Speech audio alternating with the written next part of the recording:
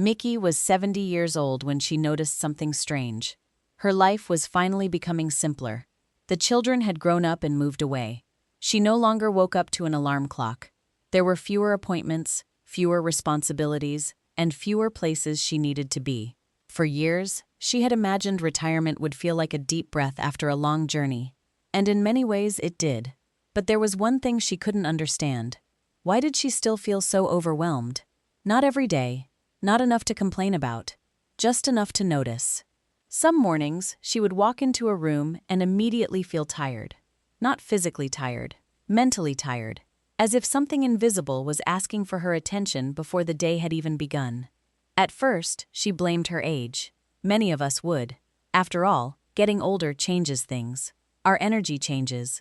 Our priorities change. Even the way we experience stress changes. But one afternoon, while looking for an old photo album in a spare room she rarely entered anymore, Miki stopped in the doorway. The room wasn't dirty, it wasn't falling apart, yet somehow, it felt heavy. Boxes she hadn't opened in years. Furniture nobody used. Piles of things she planned to sort through one day. As she stood there, she realized something. The room wasn't serving her anymore. She was serving the room. And for the first time, she began asking a different question. What if some of the stress we carry every day isn't coming from our schedules? What if it's coming from everything we've been carrying for years? Over the following months, Miki began making small changes. Nothing dramatic. She didn't become a minimalist. She didn't throw away everything she owned. She simply started letting go of things that no longer added value to her daily life. A broken lamp, old paperwork, unused furniture, clothes she hadn't worn in years. And something unexpected happened. The lighter her home became, the lighter she felt. Not because her house looked better, because life felt easier. And that's when she realized something many older Japanese people have understood for years. Peace doesn't always come from adding something new. Sometimes it comes from carrying less. Today, we're going to explore 13 things many Japanese households choose not to keep, and the simple lessons behind those choices. Not because owning less is the goal, not because you need to change your entire life, but because sometimes the smallest things quietly take up the most space. And if you've been feeling overwhelmed lately, if your home feels more demanding than comforting, or if you're simply looking for a gentler way to enjoy this season of life, you may discover that the answer isn't somewhere out there. It may already be waiting inside your own home. A few weeks after that moment in the spare room, Miki began noticing something she had never paid attention to before. It wasn't the furniture, it wasn't the boxes, it wasn't even the clutter itself. It was how those things made her feel. For years, she had walked past the same crowded shelves, the same overflowing drawers, and the same stacks of things she planned to deal with someday. She hardly noticed them anymore. At least, that's what she thought. But once she became aware of them, she started seeing them everywhere. A basket of old papers near the kitchen table. 3 jackets hanging by the door that nobody wore anymore. A cabinet full of items she had forgotten she owned. None of these things were important on their own. Yet together, they seemed to create a constant feeling of unfinished business. And that feeling followed her throughout the day. Have you ever experienced something similar? You sit down to relax, but your eyes land on a pile of mail. You walk into the garage looking for one thing and immediately remember 5 other things you need to do. You open a closet and feel overwhelmed before you've even touched anything. Many people assume these moments are normal, part of life, part of getting older. But what if they aren't? What if some of that mental fatigue isn't coming from age at all? What if it's coming from the simple fact that your mind is trying to keep track of too many things? One of the most interesting lessons Miki learned came from a conversation with a friend in her 70s. Her friend said something very simple. When my house became full, my mind became full too. At first, Miki laughed, but later that evening, she couldn't stop thinking about it, because there was truth in those words. The more things she owned, the more things seemed to need her attention. Things needed cleaning, organizing, fixing, moving, remembering, managing. And every one of those small responsibilities occupied a tiny piece of mental space. Individually, they felt insignificant. Together, they felt exhausting. This is something many older adults experience without realizing it. When we're younger, we often have the energy to manage a growing number of possessions. A larger home, more furniture, more hobbies, more storage. But later in life, priorities begin to change. We start valuing simplicity, comfort, ease, time, not because we've become less capable, but because we finally understand how valuable our energy truly is. Miki began asking herself a question she had never considered before. Not, do I have room for this? But, is this worth my energy? That small shift changed everything. Because space was no longer the issue. Energy was. And once she looked at her home through that lens, her decisions became much easier. A box she hadn't opened in 10 years suddenly seemed less important. A shelf full of things she never used no longer felt necessary. An old project she kept postponing became an easy decision.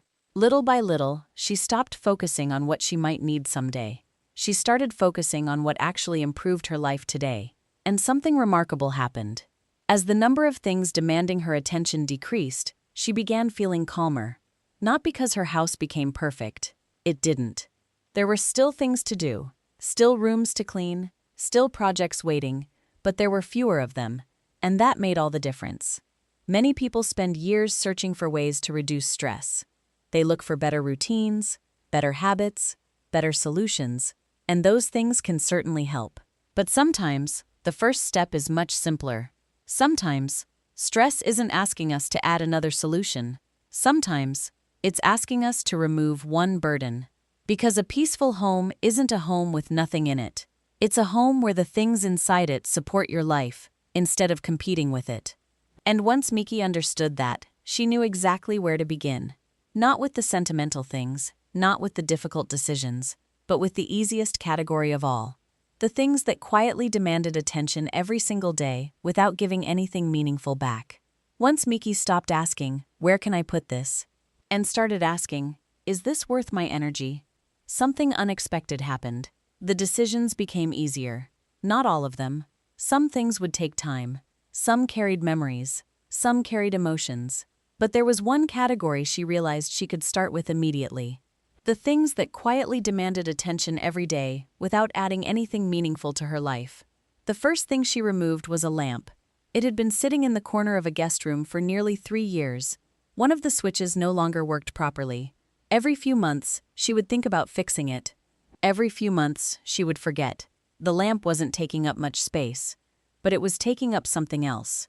A small piece of her attention. Every time she saw it, the same thought appeared. I should fix that. Not today, not tomorrow, but someday. After finally getting rid of it, she noticed something surprising. The room didn't just look cleaner, it felt quieter, and she began to understand something many people overlook. Broken things rarely stay broken only in the physical sense. They become unfinished tasks, tiny reminders, small obligations that quietly follow us around. Many people have them. A clock that stopped working years ago, a kitchen appliance waiting to be repaired, a drawer handle that never got fixed, a chair that nobody trusts enough to sit in. Individually, they seem harmless. Together, they create a home full of unfinished conversations. The second thing Miki began noticing was furniture. Not the furniture she used every day. The furniture she walked around every day. An extra side table. 2 chairs nobody sat in anymore. A cabinet filled with things she hadn't touched in years. At one point, she laughed when she realized she had spent more time cleaning some furniture than actually using it. And that's when she asked herself a simple question. If this disappeared tomorrow, would my life become harder? The answer surprised her. For many items, it was no. In fact, her life might become easier. The room would feel more open. Cleaning would take less time. Walking through the space would feel more comfortable.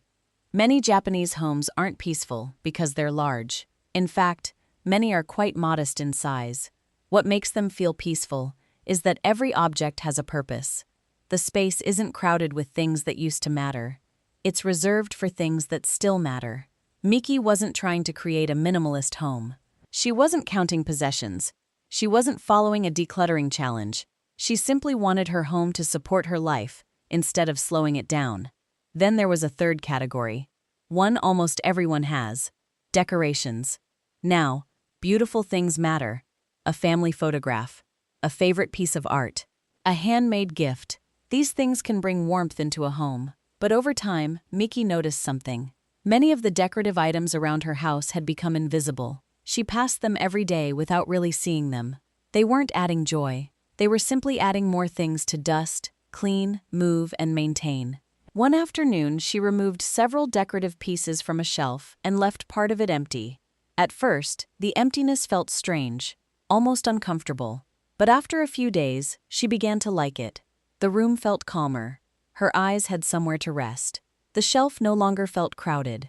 And perhaps most surprisingly, the few things she chose to keep suddenly felt more meaningful. This is something many older Japanese people understand naturally.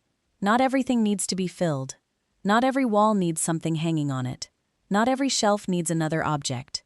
Sometimes, the most relaxing thing in a room is the space between things.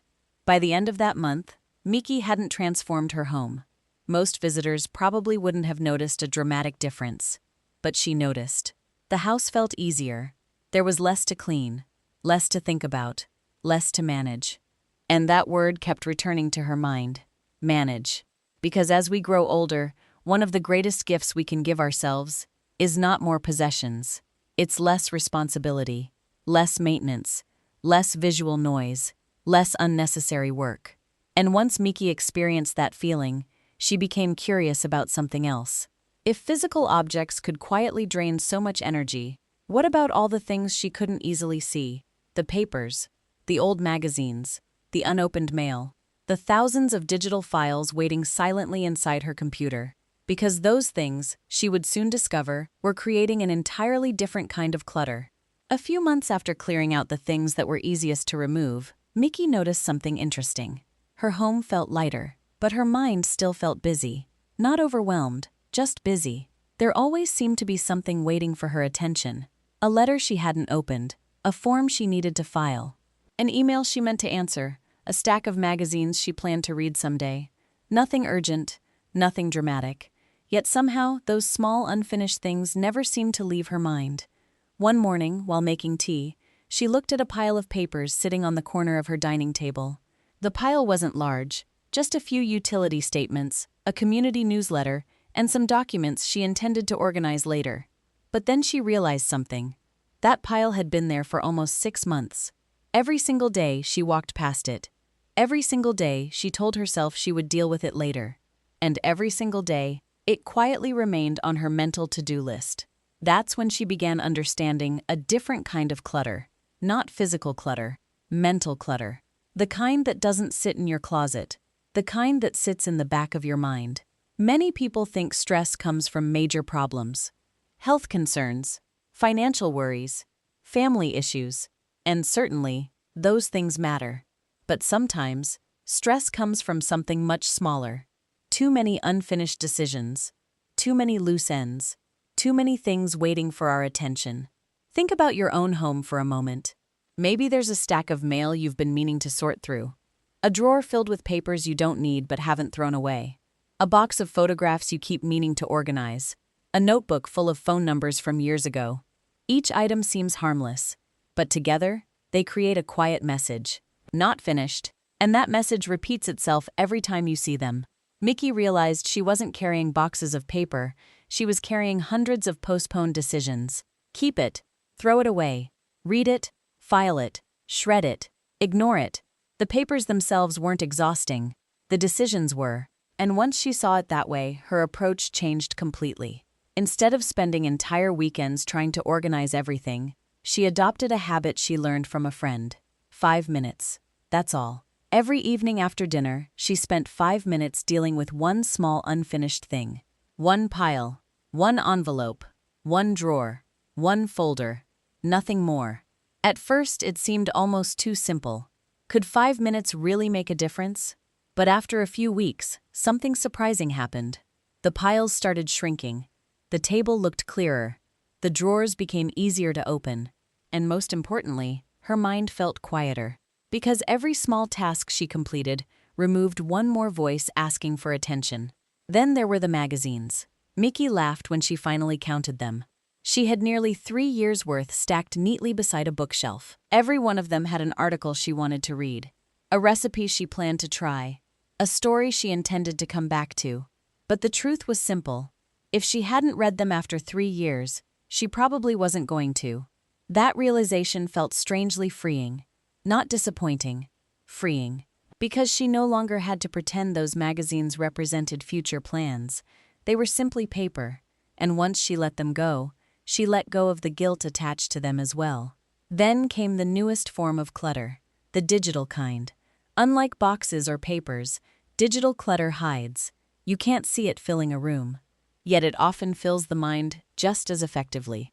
Thousands of photos, hundreds of unread emails, screenshots saved years ago, apps no longer used, passwords written on scraps of paper. Many older adults feel overwhelmed by technology, not because they dislike it, but because it never seems finished. There is always another notification, another update, another message, another reminder. One evening, Miki opened her email inbox and noticed something she had never paid attention to before. More than 2,000 unread messages. Most were advertisements. Many were years old. None were important. Yet every time she opened her inbox, she felt a small sense of pressure, a feeling that something needed to be handled. That night, she deleted hundreds of them. Not because she wanted a perfect inbox, because she wanted a quieter mind. And that's the lesson she carried forward. A peaceful life is not created by controlling everything. It's created by reducing the number of things that constantly ask for your attention. The Japanese often have a saying that can be loosely understood as taking care of today's small tasks today. Not because they are obsessed with organization, but because small unfinished things have a way of becoming large burdens over time. Miki wasn't becoming more productive. She wasn't becoming more efficient. She was becoming more present. Because the fewer loose ends she carried, the more energy she had for the things she actually enjoyed. A walk in the morning, tea with a friend, a conversation with family, a good book, the things that truly make life rich. And as her mind became quieter, she found herself ready to face a much more difficult challenge. Not the papers, not the emails, not the magazines, but the possessions connected to memories. The things that weren't hard to organize, the things that were hard to let go. By now, Miki had removed broken things. She had cleared piles of papers. She had created a little more space in her home and a little more quiet in her mind. And for the first time in years, she felt progress. Then she opened a closet, and everything became harder. Because this time, she wasn't dealing with clutter. She was dealing with memories. At first, it was just a sweater. An old gray sweater folded neatly on the top shelf. It had belonged to her husband. He had passed away several years earlier. The sweater no longer fit anyone. Nobody wore it. Nobody needed it. Yet every time Miki saw it, she put it back exactly where it was. Not because of the sweater, because of what it represented. Many of us know this feeling. A jacket, a watch, a recipe card written in someone's handwriting, a favorite coffee mug, an old photograph tucked inside a drawer. The object itself may be ordinary, but the memory attached to it is priceless. And that is why emotional clutter is so different from every other kind of clutter. Broken lamps don't make us cry. Old magazines don't make us hesitate. But certain possessions carry pieces of our story. They remind us of people we loved, places we've been, chapters of life we never expected to leave behind. One afternoon, Miki sat quietly with that sweater in her lap. She wasn't trying to decide whether to keep it. She was trying to understand why letting go felt so painful. And eventually, she realized something. She wasn't afraid of losing the sweater. She was afraid of losing the connection. That realization changed everything. Because the truth was simple. The connection wasn't inside the sweater. The connection was inside her. The memories of her husband didn't live in a closet. They lived in her heart. His laughter, his voice, the way he carried groceries into the kitchen, the way he smiled when their grandchildren visited. None of those things could ever be placed inside a box, and none of them could ever be thrown away. That day, Miki didn't rush to make a decision. Instead, she did something many older Japanese people often do when parting with meaningful possessions. She paused, she remembered, she expressed gratitude, and she allowed herself to acknowledge what the item had meant to her. Not what it was, what it had meant. There is an important difference. Many people try to force themselves to declutter. They tell themselves, I should get rid of this. I don't need this. I have too much stuff. But emotional objects rarely respond well to logic. What they need is respect. Respect for the role they played in our lives. Respect for the memories attached to them. Respect for the person we once were. Because every stage of life leaves something behind. A retired teacher may keep boxes filled with lesson plans. A former athlete may hold on to equipment they no longer use. Parents often keep items long after their children have grown, not because those objects are useful, because they remind us of who we were.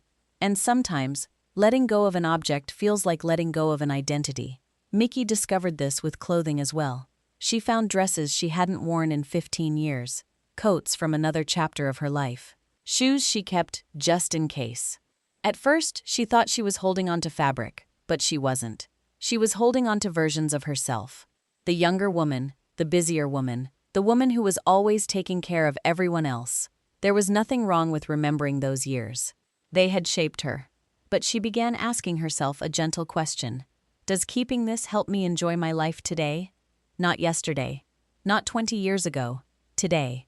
Sometimes the answer was yes, and she kept it. Sometimes the answer was no, and she let it go. Slowly. Without guilt. Without pressure. Without trying to become someone else. That may be one of the most beautiful lessons hidden inside many Japanese homes. Letting go is not about becoming detached. It's about choosing what deserves a place in your present life. Not everything needs to be kept forever in order to be honored. Not every memory needs a physical object attached to it. Sometimes the memory itself is enough. In fact, sometimes the memory becomes even clearer when we stop burying it beneath boxes and closets and storage bins. Months later, Miki still kept a few treasured items connected to her husband.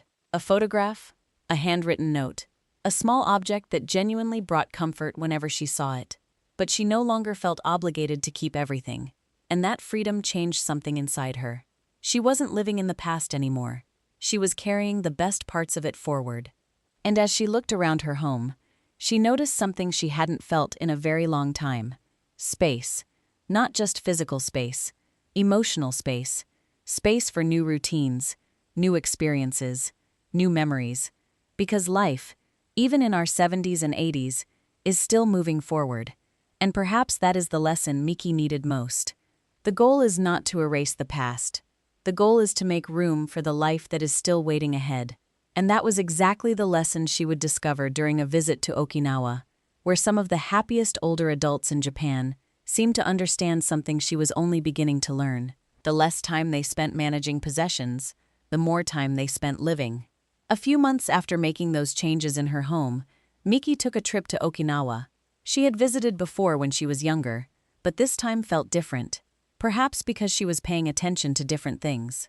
When we're young, we notice beaches, restaurants, landmarks, beautiful scenery. But as we grow older, we begin noticing something else. How people live, and what makes them genuinely happy.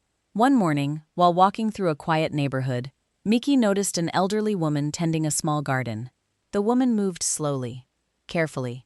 There was no rush in her movements, no sign that she was trying to accomplish 10 things at once. She simply watered a few plants, adjusted a flower pot, and smiled at a neighbor passing by. Later that day, Miki saw a group of older friends sitting together outside a small cafe.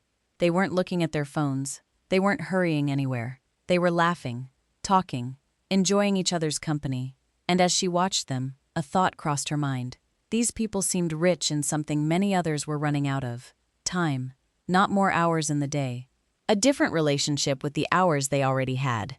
For years, people around the world have been fascinated by Okinawa because of the number of residents who live long lives. But as Miki spent more time there, she began noticing something. The people she met didn't seem obsessed with living longer. They seemed focused on living better. There is a difference. Many people spend years trying to add more years to life. The Okinawan approach often feels more like adding more life to each year. And one reason they seem able to do that is surprisingly simple. Their lives aren't crowded with unnecessary complications. One afternoon, Miki visited the home of an older woman in her 80s. The house was modest, not large, not luxurious. There were no expensive decorations, no overflowing storage rooms, no sense that every corner needed to be filled. Yet the home felt warm, comfortable, alive.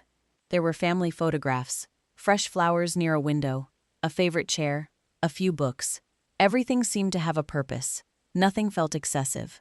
As they drank tea together, Miki asked what she enjoyed most about retirement. The woman smiled and gave an answer Miki never forgot. I like that I have time for the things that matter. Such a simple answer.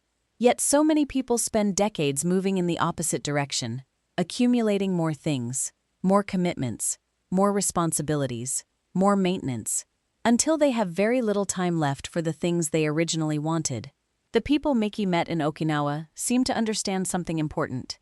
Every possession has a cost, not just money, attention, time, energy, space. The more we own, the more we must manage. And eventually, there comes a point when the things we own begin owning a little bit of us. That realization stayed with Miki long after she returned home. She began looking around her house differently, not asking, "How much is this worth?" but asking, "Is this helping me enjoy my life?" The answer was surprisingly revealing. Some things absolutely deserved their place. The chair where she enjoyed her morning tea, the photo albums she loved sharing with her grandchildren, the garden tools she used every week. Those things supported her life. They added value. They made her days richer. But other things simply occupied space. They required cleaning, moving, organizing, maintaining, without giving much back in return. And little by little, Miki began understanding the lesson Okinawa had quietly been teaching her. The goal isn't to own less for the sake of owning less. The goal is to make room for what matters more. More conversations, more walks, more laughter, more afternoons spent doing something you genuinely enjoy, more energy for family, more time for yourself. As we grow older, this lesson becomes increasingly important. Because unlike money, unlike possessions, unlike even our schedules, time becomes more precious. We become more aware that every day matters, and perhaps that is why so many older Okinawans seem content. They are not trying to fit more into life. They are removing what no longer belongs there, not only from their homes, but from their routines, their obligations, their expectations. They have learned to make room for what matters. When Miki returned home, she didn't try to copy everything she had seen. She didn't suddenly become a different person. Instead, she carried back one simple question, a question she would ask herself again and again, whenever she looked at an object, a habit, or even a commitment. Does this support the life I want to live today? Not 5 years ago, not 20 years ago, today. Sometimes the answer was yes, sometimes it wasn't, but that single question made every decision easier, and perhaps it can do the same for us. Because creating a peaceful life is rarely about one dramatic change. It is usually the result of many small choices that slowly create more space, more freedom, more ease, and more room to enjoy the years ahead. Which brings us to the final lesson Miki learned. Not a complicated philosophy, not a strict system, just a simple 7-day reset that helped her begin turning these ideas into everyday habits. By the time Miki returned from Okinawa, something had changed. Not dramatically. If you had visited her home, you might not have noticed anything unusual. The furniture was still there, the photographs were still on the shelves, her favorite chair was still beside the window. From the outside, very little looked different. But from the inside, everything felt different. Because for the first time in years, she no longer felt as though her home was asking something from her every time she walked into a room. Instead, it felt like the home was finally giving something back. A little more calm, a little more breathing room, a little more ease. And that's when a friend asked her an interesting question. "How did you do it?" Miki smiled. Because the truth was surprisingly simple. She didn't change her entire life. She didn't spend months organizing. She didn't follow a complicated system. She simply started making one small decision at a time. That is something many older Japanese people understand well. Big changes often fail because they feel overwhelming. Small changes succeed because they feel possible. And perhaps that's why Miki always encouraged people to begin with 7 days. Not 7 weeks, not 7 months, just 7 days. A gentle reset, nothing more. On the first day, she suggested finding one broken item, just one. A lamp that no longer works. A kitchen tool that hasn't been touched in years. A clock waiting for batteries since last summer. Then make a decision, repair it, donate it, recycle it, or let it go. The goal isn't the object. The goal is removing one unfinished task from your mind. On the second day, choose one paper pile. Not all of them, just one. A stack of mail, a drawer of old documents, a folder you've been avoiding. Set a timer for 10 minutes. Do what you can, then stop. Progress is more important than perfection. On the third day, open your closet, not to judge yourself, not to count how much you own, simply to ask one question. If I saw this today, would I bring it home?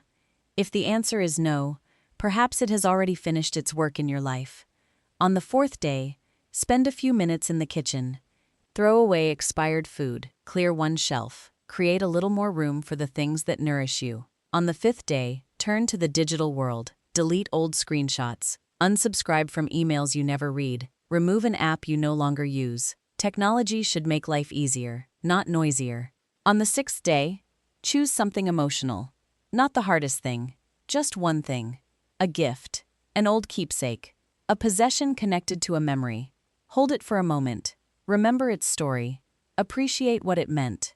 Then decide whether it still belongs in the chapter of life you're living today. And finally, on the seventh day, do something unusual.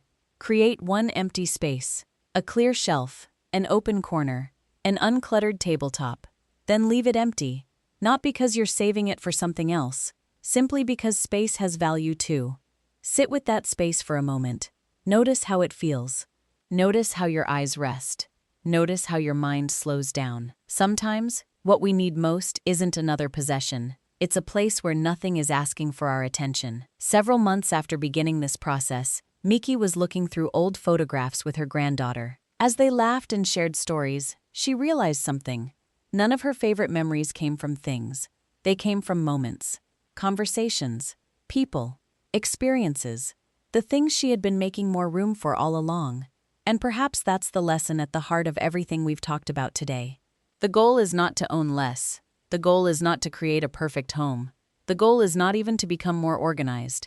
The goal is to make room for life, for the people you love, for the hobbies you enjoy, for the quiet mornings, for the peaceful evenings, for the simple moments that often become the most meaningful ones. Many of us spend years believing peace will arrive when life finally becomes easier. But Miki discovered something different. Life began feeling easier when there was less standing in the way of it. Less clutter, less unfinished business, less guilt, less obligation, less to carry. And perhaps that's why so many Japanese homes feel peaceful, not because they contain something special, but because they contain less of what isn't needed. So tonight, before you go to bed, take a slow look around your home. Not with criticism, not with regret, just with curiosity. Ask yourself one simple question. What in this room truly supports my life today? You don't need to answer it all at once. You don't need to change everything tomorrow. Just begin with one thing. One drawer, one shelf, one decision. Because sometimes the path to a lighter life begins with something remarkably small. The decision to carry a little less than you carried yesterday. And if there's one thing you've been meaning to let go of, I'd love to hear about it. Share it in the comments below. Your story may be exactly what someone else needs to hear today. Until next time, take care of your home. And just as importantly, take care of the life unfolding inside it.